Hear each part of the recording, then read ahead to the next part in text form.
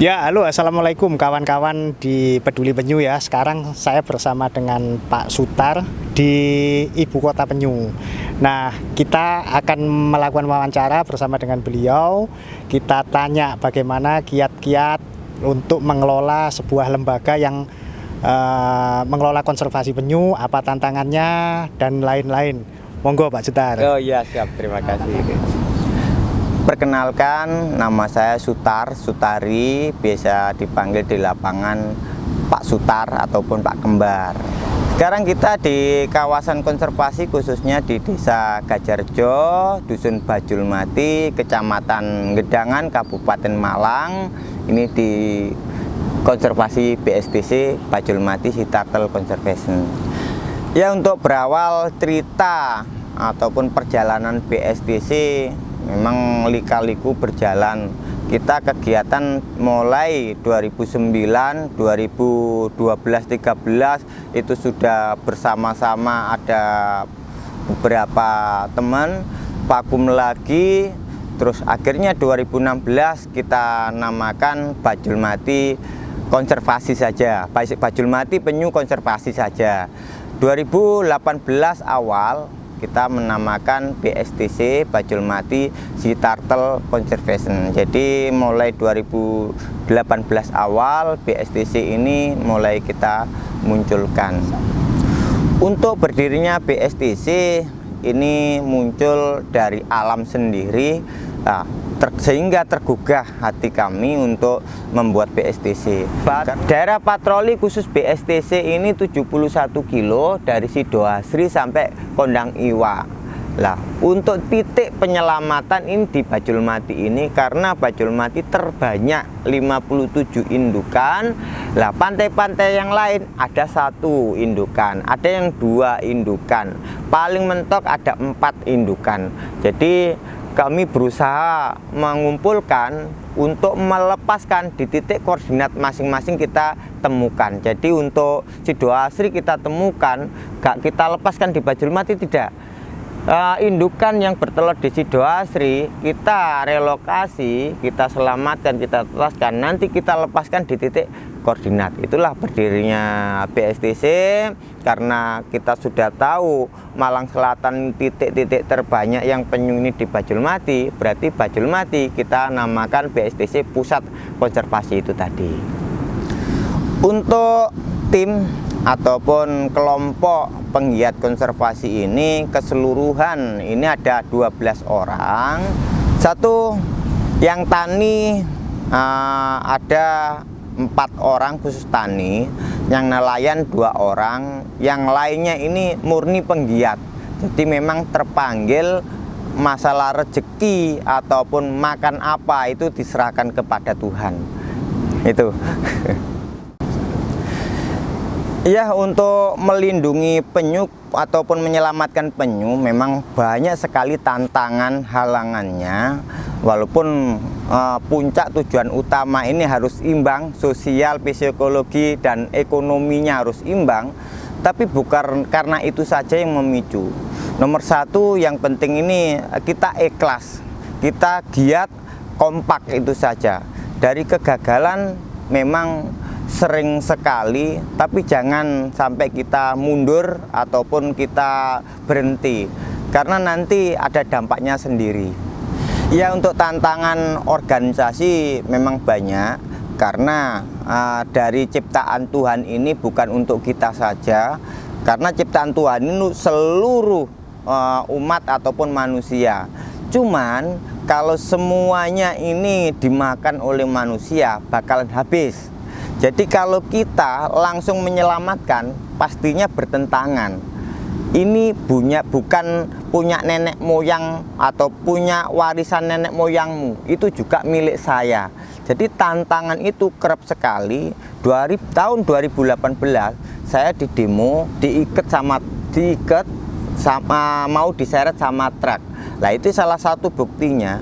Tapi dengan kita ikhlas, akhirnya Yang Maha Kuasa ini menolong, membantu kami untuk menyadarkan bahwa penyu ini semakin habis, kalau tidak dikonservasi bakalan habis. Lah, disitulah kita mulai adaptasi dengan masyarakat, karena yang menentang apa ini kita benarkan. Dalam arti kita benarkan ini karena dalam melakukan penyelamatan pasti terjadi miss. Karena satu, mengganggu kegiatan masyarakat yang dulunya setiap hari karakternya ini mengambil, menyembelih. Kalau kita meminta ataupun mencoba menyelamatkan, berarti kita ini mengganggu perekonomiannya beliau-beliau itu. Berarti gimana kita harus mengalihkan. Nah, di situ kami mulai merekrut teman-teman yang dulunya ini terus mendemo ataupun mencari itu, kita berdayakan. Gimana? Memang kita ini harus imbang, ekonomi, sosiologi dan ekonomi harus imbang. Lah, itu memang penguatan kita serahkan. Penting kita berjalan ikhlas, nggak tahu rezeki dari mana pun kita nggak tahu. Ya, untuk memberikan BBM-nya ganti bensinnya saja, ini kita nggak tahu datanya dari mana. Tahu-tahu ada pengunjung, Pak, buat beli rokok. Ini kita tinggal mengalihkan saja. Nah, jadi modal kita ini pas, ikhlas itu saja.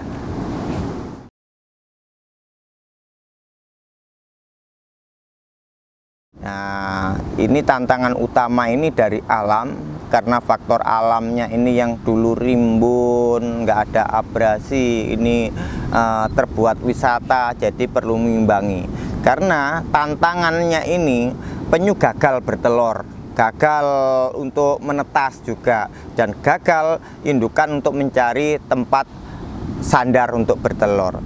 Nah, gagalnya lagi ini karena masyarakat ada juga yang masih mengonsumsi, menyembelih ataupun mengambil untuk perhiasan. Kalau di kami di Bajul Mati ini tidak ada yang untuk perhiasan. Yang pastinya ini disembelih, dikonsumsi mungkin satu keluarga, mungkin ya tetangga-tetangganya, tapi cangkangnya ini dicari kadang-kadang ini penolak. Nah, biasanya di kandang kambing, kandang sapi itu ditempelkan, bukan untuk hiasan, karena kami di kampung, di desa nggak membutuhkan hiasan, tapi ditampal di kandang biasanya itu katanya untuk penalaan pagebluk, supaya binatang ini gak kena pagebluk, ayam tidak kena pagebluk. Begitu tantangan-tantangan sehingganya untuk di desa kami ini dijual ke luar negeri ataupun ke lain desa tidak ada. Tapi dulu ini memang dikuatkan dikonsumsi di desa kami sendiri.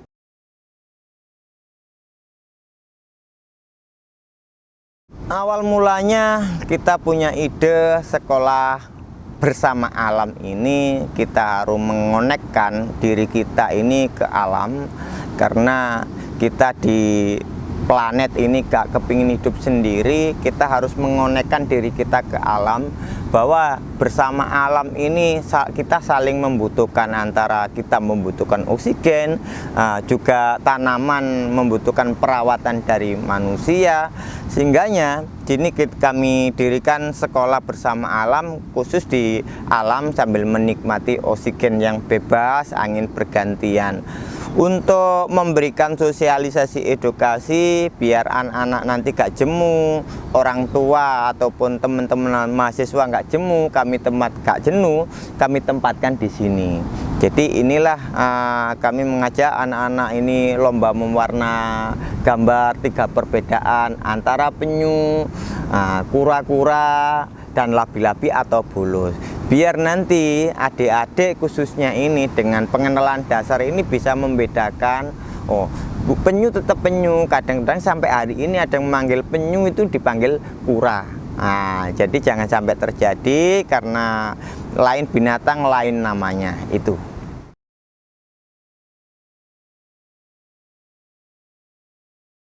Untuk konservasi ini pendanaan selain swadaya, berangkat dari swadaya, memang kami pengajuan ke CSR.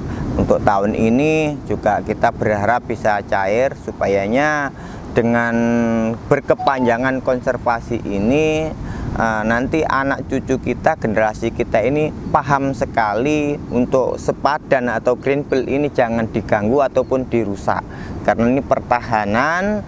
Lah, untuk pendanaan juga harapan kami ini terus berkelanjutan, kita cari CSR ataupun dukungan ke teman-teman ataupun ke penggiat-penggiat sesama kita, supayanya ini apa ya, semua itu berbasis konservasi. Itu harapan kami. Ya, dengan kegiatan konservasi pastinya kita punya target ke depan. Pastinya kita punya program ke depan pengembangan. Jadi kita kuatkan sosialisasi, itu pasti nomor 1. Nomor 2 ini kita kuatkan gimana titik-titik penyu yang mendarat tadi biar aman seamannya. Karena untuk Malang Selatan ini kami tidak berani menutup buat wisata, nggak berani, karena itu ada tugasnya masing-masing, ada dinas pariwisata, ada LHK dan sebagainya.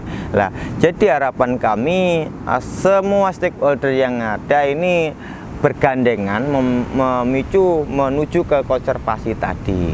Jadi ada yang di bagian pendidikan, ajaklah ke arah konservasi, supayanya semua jurusan pendidikan ini dasari konservasi. Untuk di dunia bisnis, perekonomian harus dilandasi di konservasi. Penyu itu kan bisa dijual dagingnya, cangkangnya bisa dijual, telurnya bisa dijual, dimakan boleh, itu akan punah.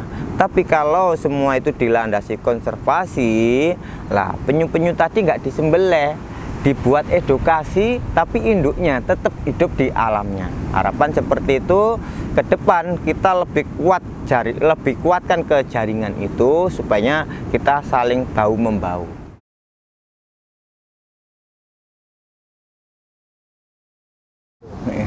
Untuk teman-teman pemerhati penyu seluruh Indonesia khususnya, kami ingin menyampaikan harapan teman-teman jangan kecewa, jangan sampai putus asa untuk menyelamatkan penyu-penyu ini. Memang kalau pendanaan ini kadang-kadang ini kita harus mencari logika dulu. Kita kembangkan wadah kita, penting dengan ikhlas tadi, baru kekurangan-kekurangan ini kita cari donatur. Kalau kita ini belum ada bukti beberapa tahun ataupun bukti bahwa kita penyelamat penyu, pasti orang lain tidak akan percaya. Lah, intinya teruslah bergumul apa yang tergugah dalam hati untuk menyelamatkan penyu, terus kita ikhlas, sehingganya nanti dengan sendirinya donatur. Masalahnya Tuhan itu serba tahu. Kita kadang-kadang juga sering ngobrol, menceritakan, oh ternyata Nabi Sulaiman itu bisa berbicara dengan tumbuhan ataupun hewan. Kalau kita benar-benar ikhlas, pastinya binatang ataupun tumbuhan yang kita selamatkan juga mendoakan ke kita. Dari mana datangnya uang, datangnya rezeki, itu pasti sudah diaturnya. Panci tantangan serba berdatangan, tapi jangan khawatir, teruslah. Walaupun ada bukti dulu sebelum cari dukungan, ini penting kita berjalan untuk mengimbangi langkah konservasi kita. Satu, pergumulan apapun kegiatan yang saudara-saudara lakukan itu terus kuatkan, sehingganya berapa persen per 10 atau berapa ini untuk kegiatan sosial tadi. Jangan sampai menggebu-gebu kalau belum siap ini di arah konservasi tadi. Jadi mengimbangi dulu. Seandainya kegiatan dalam 1 minggu ini 6 hari ini untuk kegiatan di kantor, di sawah dan sebagainya. Jadi 1 harinya disisipkan konservasi. Nanti dikuatkan lagi. Kalau nanti dikhususkan di konservasi, karena untuk kesiapan ini nggak ada, pastinya gagal fatal. Siapa yang menurunkan cita-cita panjenengan? Jadi harapan kami ini keseimbangan dulu yang perlu dijaga, supayanya nanti semua berjalan maksud kami. Kalau nanti khusus di penyu, hak kewajiban keluarga tidak diimbangi, panjenengan sampean saudara-saudara bisa diantem piring, mangkok, itu pasti. Lah, kami sudah melakukan beberapa kali, piring pernah ke muka ke pis kami ini karena kami dimintai uang buat beli bakso, memang benar-benar nggak punya uang. Lah, disitulah kami ikhlas. Nah, rezeki itu nggak tahu, sorenya ada teman-teman, Pak Ustaz kerja apa, nggak punya kerjaan, kita khusus di sosial ini dikasih, akhirnya untuk belanja cukup. Jadi kita nggak tahu datanya. Itulah dari kami, kuatkan terus, karena kalau semuanya ini menduduki di petani, nah pastinya di konservasi nggak ada. Jadi mohon kepada saudara kami tetap kuatkan konservasi, walaupun keseimbangan ini dijaga, pasti lama kelamaan orang semakin tahu, Tuhan ini tahu, akhirnya Tuhan memanggil hambanya untuk membantu panjenengan semua. Itu dari kami, terima kasih.